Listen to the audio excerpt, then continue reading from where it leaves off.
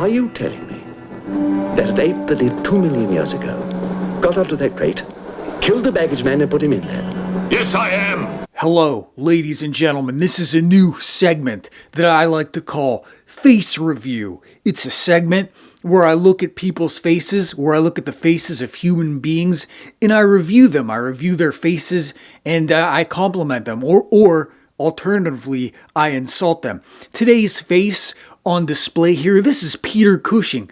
Peter Cushing. Now, a lot of people might know him as Grand Moff Tarkin from Star Wars, but I know him as Mr. Hammer. He starred in many Hammer horror films, often alongside or opposite Christopher Lee. Now, if you know him mostly as Grand Moff Tarkin, you might think of him as a sinister, steely-eyed figure. But if you know him mostly from Hammer films, you might know him more as a sort of a gentler, more wizened type caricature. So he had a lot of range, and his face really displays that. You know, the most prominent feature of Mr. Cushing is, of course, his very angular cheekbones. Now, there's a lot of Hollywood starlets nowadays paying who knows how much money to get the buccal fat sucked out of their face to look something like Peter Cushing here. And so they must be a little jealous when they look at his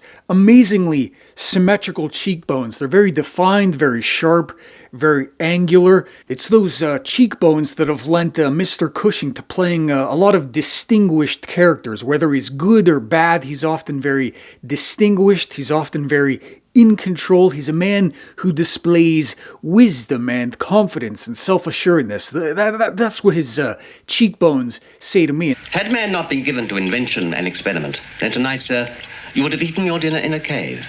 You would have strewn the bones about the floor and then wiped your fingers on a coat of animal skin. In fact, your lapels do look somewhat greasy. Good night. So along with these cheekbones, you've got paired a very sort of a sharp, slightly curved, slightly even crooked nose. His nose sort of curves a bit to the left here, his left, your right. But so along with these cheekbones, you got a very sharp, defined nose. Mr. Cushing's appearance on the whole is a bit bird-like, along with a sense of distinguishment, of wisdom, of confidence. He's got a sort of bird-like appearance, and even in his youth, as a young man, he had dark. What color would you say his hair is? Just, I guess, dark brown. Even as a younger man, he had the appearance of age and wisdom. You know who he kind of looks like is Odo from Deep Space Nine. So along with these very defined cheeks, very angular nose, you've got a sort of very, what would you call this brow? A very sort of stern brow. Sort of, his eyes are sort of set back a little bit into his head. You know, the nose sort of accentuates that. But above these steely blue eyes, he's got this very sort of very prominent brow here. Really, Peter Cushing just has such an excellent combination of features, and who better to do the inaugural episode of the face review than Peter Cushing? But the man has features that, of course, just make him a born character actor. You would see this man on the street. You could see this man on the streets of London. You wouldn't know he was an actor, and you would say to yourself, he should be. This man should be in pictures. He's got just the face. He's got a face that's made to be photographed. I think that's one of the common denominators, I think, that we'll find in the face review, is that a lot of these people are made. Well, it's a bit of a riddle, isn't it? It's a bit of a conundrum.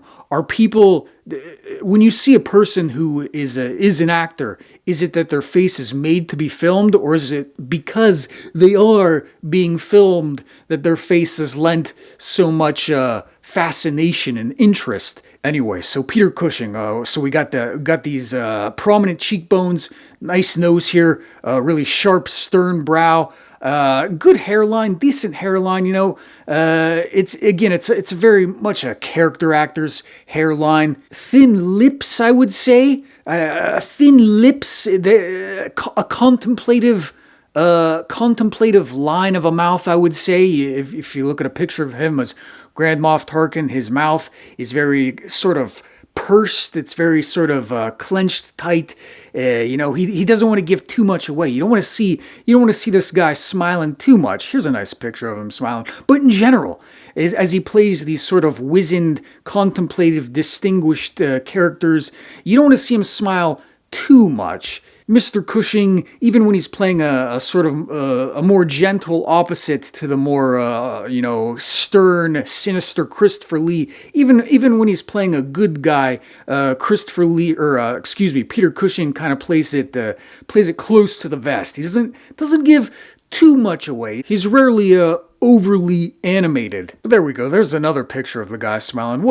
Damn. Oh, I like this photo. Here's a nice photo. He's sort of looking at the viewer and he's saying to him, hey there, how you doing? Peter Cushing is, of course, a Caucasian gentleman. I imagine being from England, perhaps living in England a majority of his life, where it's really cloudy there, isn't it? It's often very cloudy in England. Maybe that contributes to his pale complexion. Anyway, I think that about covers it. I think that about covers this review of Peter Cushing's face. Just an excellent face. It's a face you could turn any which way. You could turn in really any direction, and there's always something interesting about it. He's a man who he has a great profile, great three-quarters turn, even looking head on, even looking straight at you.